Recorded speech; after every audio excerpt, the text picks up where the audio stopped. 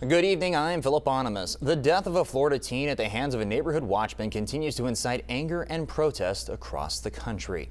This afternoon, thousands gathered in Sanford, Florida and marched on the city police department demanding the shooter be charged and arrested. George Zimmerman claimed he killed Trayvon Martin in self-defense after the teen punched him and slammed his head on the sidewalk.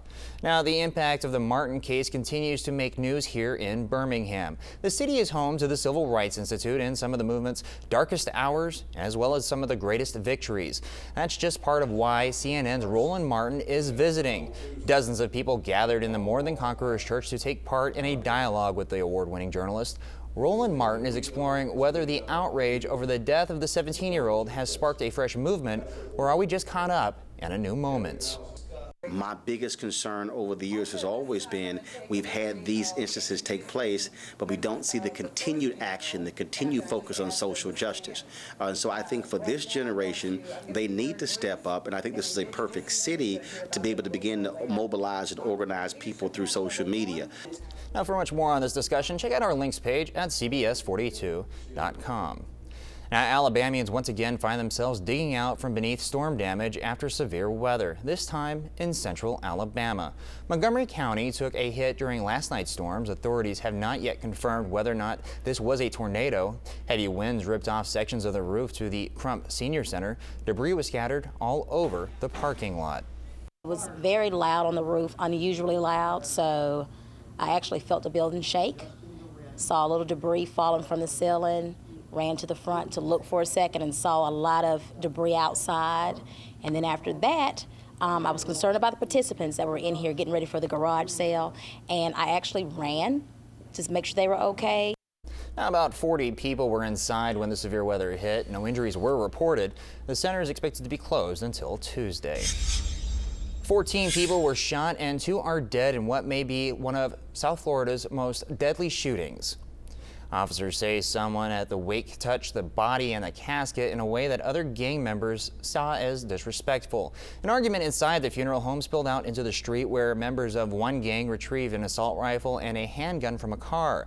They opened fire at other gang members in front of the funeral home. Now, the United Nations Postal Administration is releasing new stamps and envelopes dedicated to autism awareness. The images are created by artists who have been diagnosed with autism. During a news conference, one executive explained how the selection process enabled the agency to discover the many hidden talents that people diagnosed with autism have. The artwork was so good that I had no idea what we were going to get. And it was really, really difficult to pick just 8. And we originally were going to just do 3, and there was so much artwork and it was so good that we had to use more, and I wish we could have used every single picture that we got.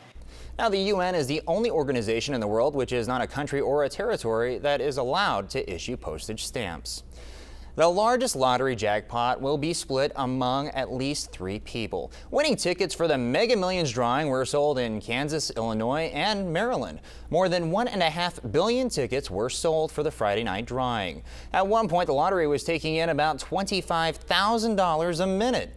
Those that operate the various state lotteries have some advice for the winners.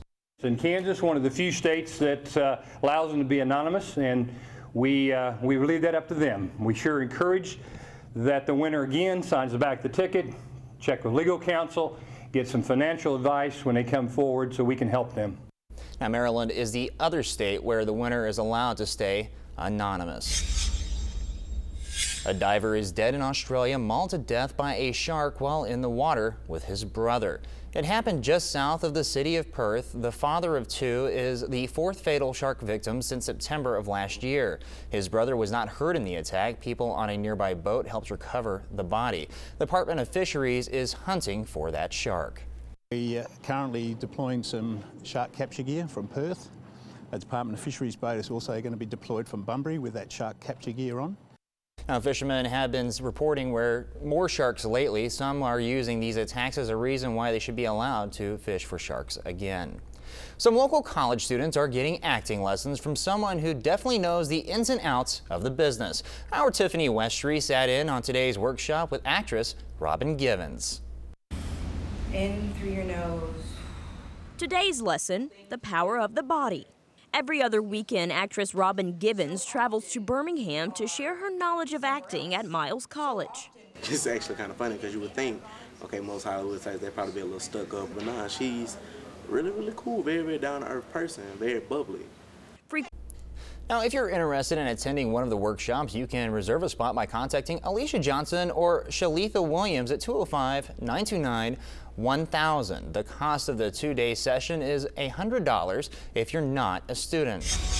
Now, there's still much more to come tonight on CBS 42 News. Patrick and Lauren break down today's scrimmages with the Crimson Tide and the Auburn Tigers on Inside Sports. But first, we strap on our running shoes for the Rump Shaker 5K.